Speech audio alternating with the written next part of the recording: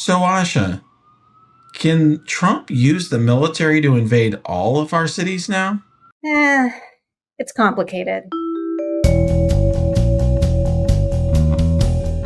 I'm Asha Rangappa. I teach national security law at Yale University. I'm a former FBI special agent, and I'm a legal and national security analyst.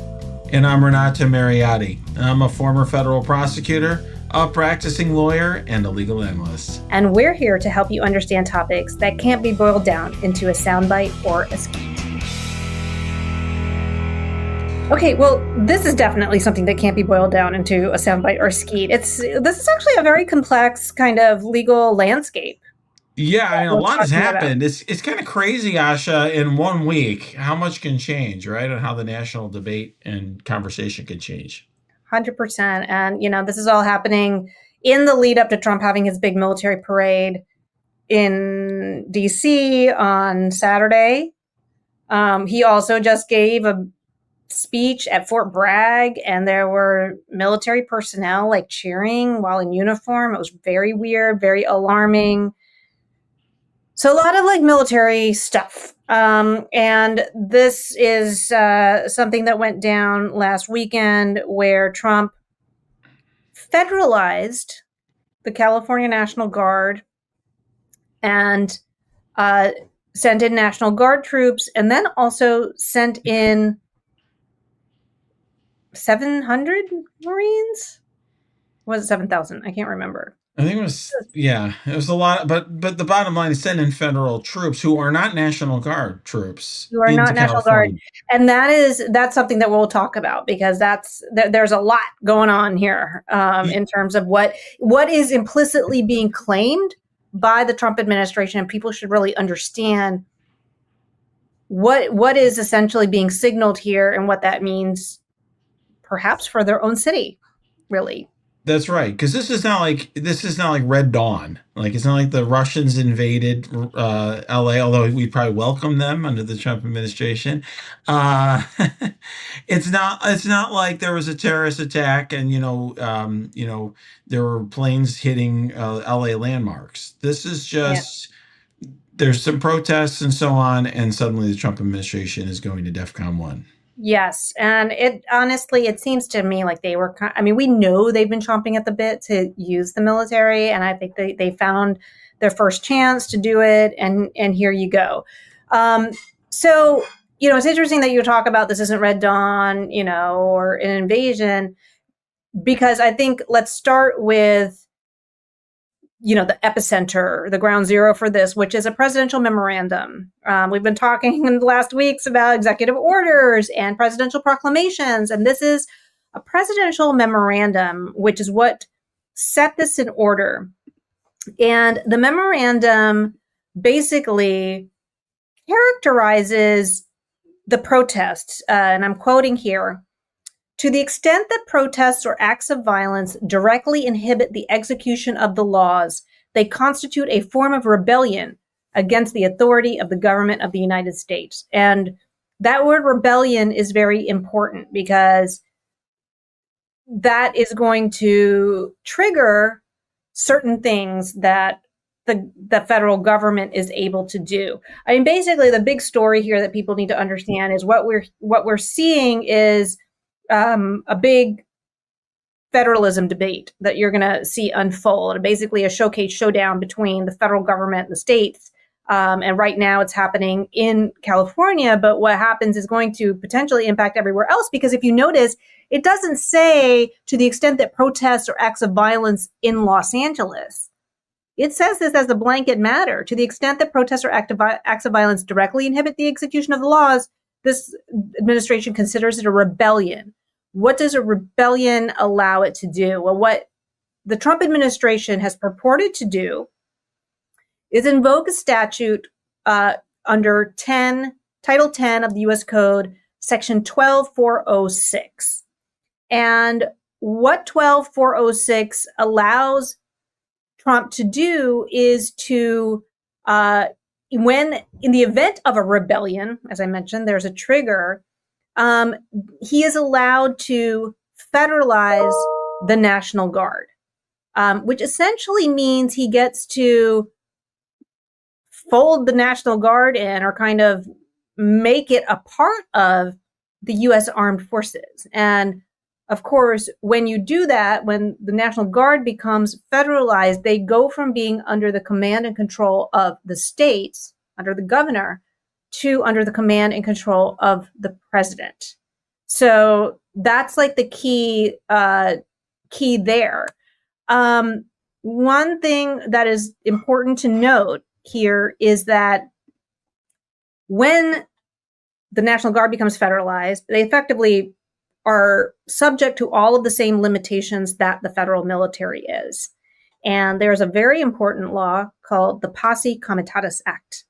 And that prevents the federal military from engaging in like ordinary law enforcement functions domestically, except pursuant to a specific act of Congress that, says that it's an exception to that act. So right now, the California National Guard has been federalized. They're under Trump's control, but they're not allowed to engage in ordinary law enforcement. So maybe, I don't know what your next question is what are they allowed to do? But I'm gonna leave it there. Yeah, I mean, look, just we're using these legal terms, federalism. We're talking about, you cited a code section and a law, an act. But at the end of the day, this is really about whether or not police, you can have you'll have military on your streets in your city, in your neighborhood, potentially enforcing the law. And the way it has always worked in this country is that police powers are exercised by the states. There are state police, there are state and local police forces that deal with things like theft or assault or other types of crimes. And the federal government has a limited role when it comes to policing. And rebellions are things that are not like, a bunch of people, having a protest at the local, town square, but actually like people deciding that they want to overthrow the government of the United States and march in the Capitol, perhaps, or if they're, or more traditionally, that they're saying that they now form the Confederate States of America, something along those lines. And so this is, I would say, it could potentially be a sea change in how the United States functions internally that could kind of transform the balance of power between the federal government and the states, but ultimately the balance of power between the government and the president and the executive branch and the rest of us, and the people. Yeah. And I think it's important, I know I did mention that statute, and the reason it is because that particular statute is important because one of the things that statute that authorizes the president to be able to federalize National Guard troops in the event of a rebellion also says, Renato, that when he does that, the orders have to be issued through the governors of the state. And this is where the showcase showdown is happening because, I think Trump has claimed that he had a conversation with Governor Newsom, but Governor Newsom says, no, nobody talked to me. And this is something that is one of the grounds that Newsom is using to challenge Trump's federalization of the National Guard. And he's saying that it's stepping on the state's toes, its own, sovereign state authority to engage in this police power, that he didn't follow the letter of the law by having these orders issued through the governor, and also that this isn't a rebellion, that this statute is not even applicable in this situation. Right, because if you look at the actual protests that are going on, this is not a rebellion against the United States government. This is not seeking to overthrow or overturn the United States government or the state of California or something along those lines. These are people who are unhappy with Trump's policies. That's the bottom line. And the Trump administration's activities, that is protected First Amendment activity. And if, some of that ends up becoming violent or destroying property, of course, those are crimes. But as we've been talking about, those are typically things that states handle. Those are just police functions. And I think that that's going to be a major turning point, like legally, because the question of whether this is a rebellion um, is going to kind of make the difference in what Trump is able to do. So, and this kind of mirrors some of the stuff that's happening in the other contexts, Renato. Like, is there an invasion that Right.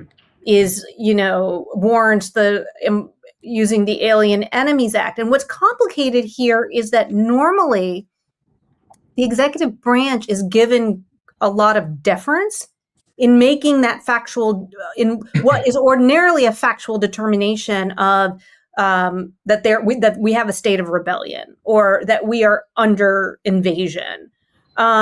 The problem is that these things actually have legal meanings, and I think what courts are trying to grapple with is, do we, the court, have the power to say this has a legal meaning and these facts don't fit this legal meaning, or do we defer completely to the executive branch? And for example, Newsom's lawsuit says a rebellion is, and I'm quoting here, generally understood to connote, quote, an organized attempt to change the government or leader of a country, usually through violence. And, that these are typically, happening with some kind of leader or movement or something like that. It's not just sort of an organic gathering of people, as you said, to protest a policy. But I don't know. I don't know whether a court is going to be willing to second guess it. Though what's interesting in this case versus like the alien enemies thing is state governors also have the power to decide whether, they're also chief executives of the state.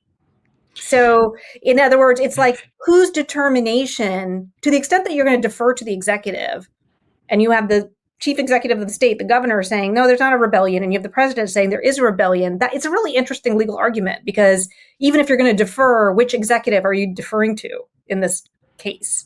Does Yeah, that I make think, yeah, it does make sense. I think it's an interesting question. And just so I think our viewers understand, there's good reasons why courts generally want to defer to the executive on these sorts of questions. There are unique challenges that can come up, particularly in the foreign policy context or in the context even of attacks in the United States that might not be anticipated. Like, for example, September 11th, people, that was not a nation state attacking us. That was not like a government that as we traditionally understood it. But of course, there was an organized, coordinated attack on the United States seeking to, create grave harm to the United States of America and its people and its government. So, generally speaking, courts want to give the executive branch the ability to be nimble to deal with those issues.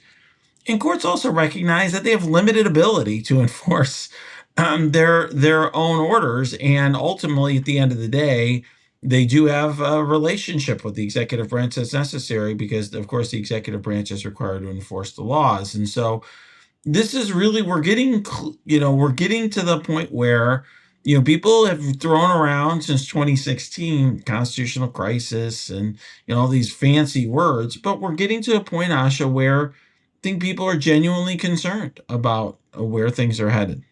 Yeah, I'm glad you brought up the 9/11 example, because I think I use that in my national security law class, to ask, look, until, I think it was a week later where Congress passed the authorization for the use of military force. And I asked my students, what was Bush authorized to do under his own constitutional authority in that window before Congress gave him, more war powers, or basically said that he's authorized to use military force.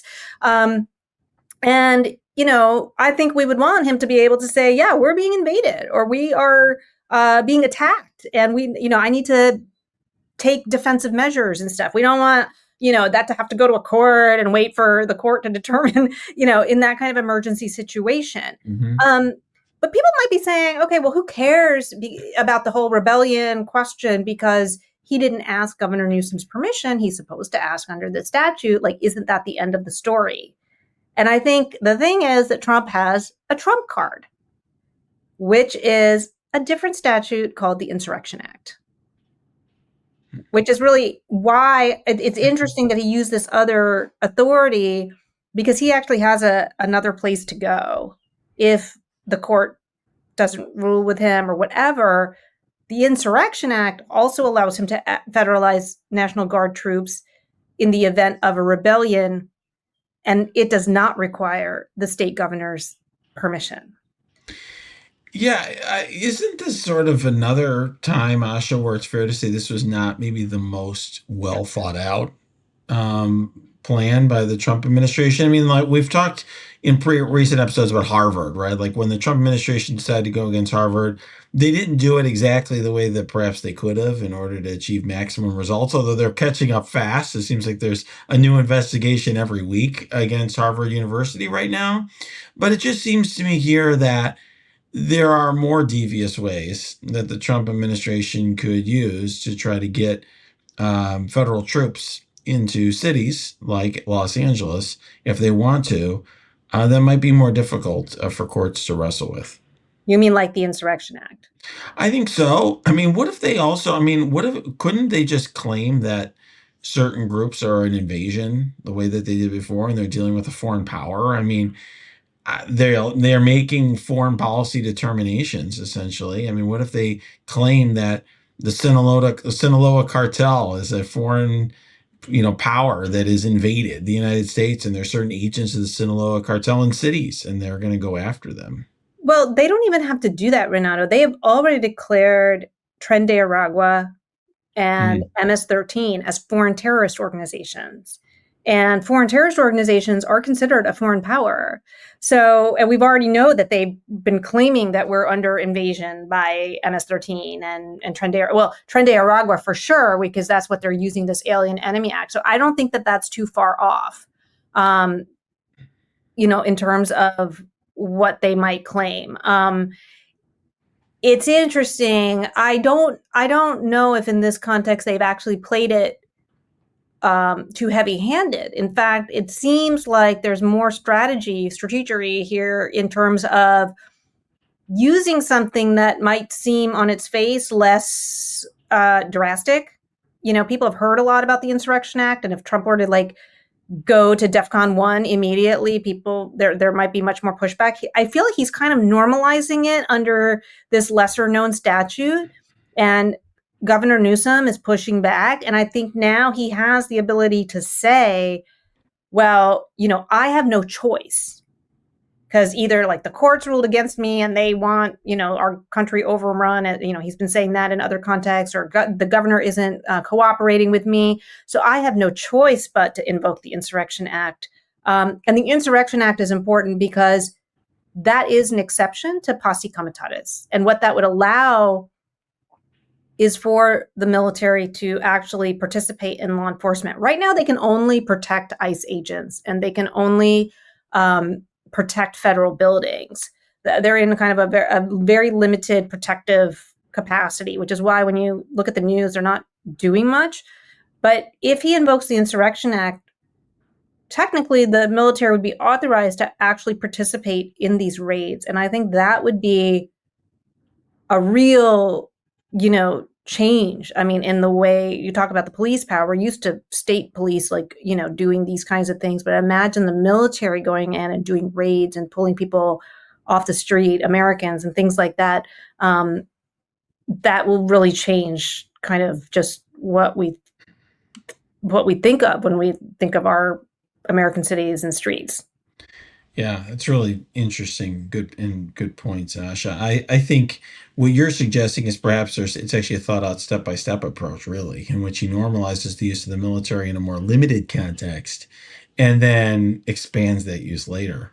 I think that's where this is headed. And this kind of conditioning, I think this is where the conditioning of giving this very partisan speech with the military and kind of, I mean, I don't know how many of them are really Trump supporters, how many of them feel like they have to cheer to if they won't, get their job. But that's inappropriate. Military is not supposed to engage in partisan politics in uniform. But he was trashing the governor and the mayor and basically normalizing to the American public, but also to the armed forces, that these people, these leaders of a state, are kind of the enemy. And that's a very dangerous place for our military to go. Yeah. And we talked, I think, in the very early days. We're not that far into this episode of the Trump administration, right into this second administration. But in the early days, we talked about that. There was an attempt to weed out certain generals and so forth that were perceived to be independent or independent minded from the military. And this is, consistent with that. It's an attempt to essentially create internal enemies and potentially treat the military as a tool for him to use to achieve partisan ends. So this is very weighty stuff. And the legalisms, like we're part of what we're doing here, I think, from my perspective for viewers, is we're not just going to walk you through, we'll walk you through, we're talking about some legal issues, but it's the implications are much broader and bigger than that. Yeah. And we can talk about some of the bigger implications. If you haven't had enough nightmare fuel yet, tune in for Block B, which we're going to talk about in a second. So I think we should zoom out from LA and we don't have to spend a lot of time because I don't want people to get too freaked out. But I do think that this is something that, given the way this presidential memorandum is worded, given sort of the way that he's trying to act without the consent of the state, I believe Trump has actually made comments that we're going to have troops everywhere. I do think this is a test run to have a broader deployment of the military. And like I said, I mean, he is, it seems like, purporting to basically federalize the entire National Guard of all the states. So I think that's weird. Yeah, well, look, it's beyond weird. It's alarming. I think there are a lot of state and local leaders across the country who are very concerned about what the Trump administration is going to do to impinge on their sovereignty. I was at a DAGA, Democratic Attorney General Association event, just a couple of weeks ago, and when I was there, a theme was that AGs, I think, felt like not only that they had to step up to fill up gaps that were left by the Trump administration, but more broadly that they had to defend their own state officials and officers from potential legal threats and potentially an attack by the Trump administration on their ability to govern their own states. And this is something that I think is a bigger deal than a lot of people realize, because a lot of the folks who listen to our podcast or watch this on YouTube on the Midas Touch network are folks who I think in many ways live in an area where a lot of the impact of the Trump administration is muted. In other words, your personal freedoms and your bodily autonomy is respected. Your rights aren't being violated on a daily basis and so on. And that's in part, not completely, but in part because of state laws, state courts, your own local officials. And if Trump is able to, insert federal military power into your local city, state, municipality, there's a real concern about kind of their entire way of life changing. Yeah. I mean, when I lived in Bogota, Colombia for a year, and I remember, I mean, there's military, this was in the late 90s. So this was, I like to say like season 3 of Narcos, basically. There were just military everywhere. And it is very much a different way of life. I mean, I could still do everything, but you are just very aware of this military presence, people holding machine guns in uniform. I mean, if you go to New York, they'll have kind of armored people in, Grand Central Station or something, but it's not like in the streets and just kind of everywhere you're roaming. And I think even if they're not kind of doing anything, I think the presence itself can change people's perception of, have a chilling effect on just the way that they behave and everything. So it's alarming. I also worry that, and again, I'm gonna move to a more positive thought right after this, but this is sort of the last kind of very scary thing is I'm worried that that Trump is going to push the envelope far enough to basically say, I'm not limited by any of these laws, including posse comitatus. Like I'm commander in chief. I can basically command the military, and I can federalize the National Guard, and I can command the military. This would go completely against like the history of the United States. I mean, the framers obviously did not have a great experience with the British Army. This is why they're very distrustful of a standing army. This is why we have the Third Amendment, which everybody has to look up. But the Third Amendment prohibits the quartering of troops, because that's something that the British Army presence was so pervasive that they would basically take over your house. So Third Amendment scholars, brush up on your scholarship. That's a joke, because there aren't any Third Amendment scholars, because we've never actually had to invoke it. So, I think that that's where it's going to go. Having said that, I do think the federalism, the state versus the federal government, might be the place where a check can actually meaningfully come. Okay, that's interesting. And so I got to give you mad props, Asha. Only Asha could find like the bright side of like Trump sending federal troops into LA. That's great. And federalizing the National Guard. Okay, I mean, it'll be interesting to see what happens with this. I don't know. What it concerns me, This is states' rights. This is states' rights. This is. I know we're very cynical, but I mean, this is, conservatives are the ones who prevent the federal government from actually imposing, nationwide gun legislation that would bind local and state law enforcement. I mean, if that is encroaching too much on states' rights and the 10th Amendment, it's really hard for me to see that it's okay for the president to send troops in. I'm just saying that I think as a legal question, governors versus the president, when it comes to protests in local cities, like there may be a good opportunity here to push back on this expansion of federal power. And I'll say something else. I think this is also where public opinion is going to matter. Like, if he is trying to normalize, this is the time. Do not let, be peaceful, but don't keep your mouth shut. This is the time to speak out, because I think every institution, including we the people, need to be operating at 11 right now.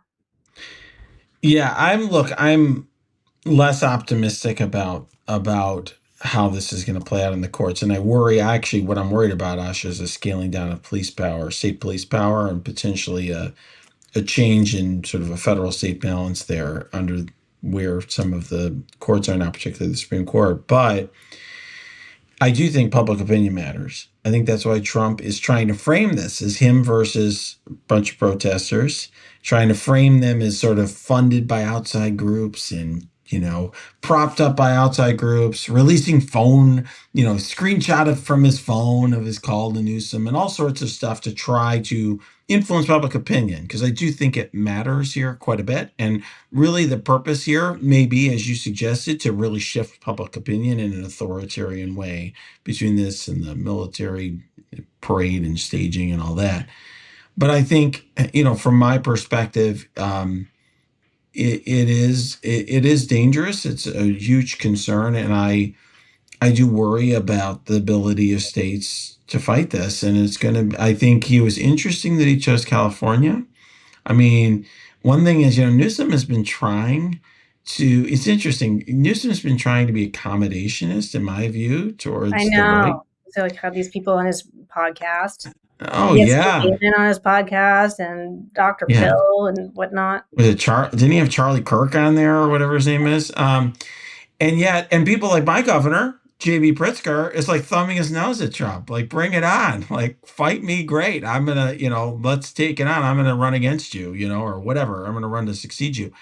And it's interesting that he takes on California, despite all of that. And so we'll see what happens. I mean, obviously, California not going to be very positive towards the federal involvement, but really the goal here, I think, by Trump is to turn it into them as a boogeyman, just like he does with Chicago, or the city that I'm from, essentially trying to turn us into an enemy. And really, it's all about influencing the rest of the country, and sort of otherizing these particular urban areas. Yeah. I do want to say one more thing, just because sometimes I hear this and I think it's important for people to just know what the words mean. Sometimes, I hear people equating the Insurrection Act with martial law, or saying like, and then there's going to be martial law. The presence of military is not the same as martial law. Martial law is a wartime emergency measure where basically the military takes over the government. So they supplant local law enforcement. They supplant the judges. Civilian courts are replaced by military tribunals and, military judges and things like that. And I just don't see that happening. I'm not entertaining that even as, a possibility. And I think courts don't really love the idea of their jobs being, tossed out the window. And like, we have precedents in our jurisprudence where civilian judges are very, basically are like, yeah, there's no need for, military courts and military tribunals if civilian courts are operating and things like that. So I just want people to be careful with the language they use, to not look, we are in an extreme situation. It's not great. I think we've conveyed that, but also we don't want to misstate or push this farther than where it is now. You know what I mean? Like, we can cross bridges when we get to them, but I think like let's keep this in kind of the reality bubble. I love that comment, but that's really smart, and I agree. And perhaps if I went further than where things were, then that's a good pushback on your part, Asha, because I think one thing, if we've learned anything from 2016 onward, is I think there's been a lot of like Chicken Little stuff going on at different points in time. And oh my God, everything's ending. Oh my God, all is this way or that way. And or there was massive hope, like whatever, Trump was going to be let out of the White House in chains. But there's always, Yeah, I know. yeah, orange jumpsuit, the marshal of the Supreme Court will arrest him or whatever it was. And so I really think that, I've always tried to push against that as a legal analyst, because I think there's a lot of hyperbole and overstatement and people getting excited. And I think here, this is alarming. There's reasons for us to understand why this should be of concern. Things like federalism are legalisms that don't mean a lot to a lot of average folks, but do have real world consequences. So it's important to be aware of those, but we shouldn't think that means that's where we're at today. We don't live in like the Soviet Union or right now, but this is a concern. Yeah, it's not Hunger Games yet. So Asha, the NBA finals are upon us. I'm sure you're following it very closely. Yeah. I'm really excited. Good. And which team are you rooting for? I'm worried I'm going to get the sport wrong. The So sport? okay, Wait, the I'm NBA getting help. finals. Thunder. That's right. Wow, that's amazing. You actually knew. So I am rooting for the other team. I do you know what that other team is? No, the Pacers. The Pacers. Did you Google that or something? Okay. No. Look, I'm not touching anything. Well done. I will say I'm cheering for the Pacers. As a Midwesterner, I actually love the fact that two smaller cities, Indianapolis Okay. and Oklahoma City, are in the finals. Like that, that's cool. Neither team's Oh ever wait, Thunder is won. Oklahoma? Oklahoma City Thunder, Oh. which is cool. Yeah. It's cool that you have like some smaller cities represented. I think it's great. Neither city's ever won the championship before. Like that's cool. Indiana won in the first game with zero point 0.3 seconds left in the clock. They were trailing the whole game, had a last second shot. So this is exciting. It's a lot of fun, and I think one thing that is cool about it too is like people are also at the same time, and I am paying attention to the WNBA. Although my team there sucks, just like all the other Chicago teams that I root for. So it is what it is. The Chicago Sky are like even more incompetently managed than in GM than the Chicago White Sox or Bulls, but it is what it is. We've talked about this before so I actually like college basketball. Okay. I'm sorry. And I feel like I have tried to watch professional basketball and I just don't get into it. I don't know why. So I don't know what the meaningful differences are, but I don't get engaged. But I do think a part of it is I grew up in Hampton Roads, Virginia. Like, I think you have to have like some, like, I think professional teams are geographically based, right? Like, I mean, Yeah, the I grew up Bullets in or then Virginia. I Wizards. live in New Haven, Connecticut. Like, I mean, I don't know. Like, is there? I mean, I get there's the baseball teams, and I've talked about like how that whole rivalry kind of annoys me in its own way. The New York Boston thing, but yeah, I feel like I don't have a home. There is a team, professional sports team in Connecticut, the Connecticut Sun, WNBA team. Oh yeah, yeah. I know them. Yeah, they're Okay, actually that's they're not true. good right now. They have been in the Okay, past. okay. But there you go. And by the way, Connecticut state with very strong like women's basketball tradition, right? With like UConn winning so many championships. So I do like Connecticut. I don't know that I'm like emotionally attached to Connecticut. Does that make sense? what? Okay. I only went to law school there, but I did love Connecticut. That was really You cool did? place. You like love Connecticut? I thought it was pretty cool. It was like a really cool play. Like I'm excited. Next year's going to be our reunion for my class, and I'm Yeah. excited like to bring my wife to see like the New Haven for the first time, and like try like pizza and go to Mystic, Pizza Connecticut. is good. The pizza is good. It's pretty good for non-Chicago pizza. It's pretty Chicago good. pizza is disgusting. Okay, that has to be our next Sorry, that's right. next episode. Next episode, I know. Them's are fighting words. indeed. Can't get your fill of Legal AF? Me neither. That's why we formed the Legal AF Substack. Every time we mention something in a hot take, whether it's a court filing or a oral argument, come over to the Substack. You'll find the court filing and the oral argument there, including a daily roundup that I do called, wait for it, Morning AF. What else? All the other contributors from Legal AF are there as well. We got some new reporting. We got interviews. We got ad-free versions of the podcast and hot takes. Where? Legal AF on Substack. Come over now to free subscribe.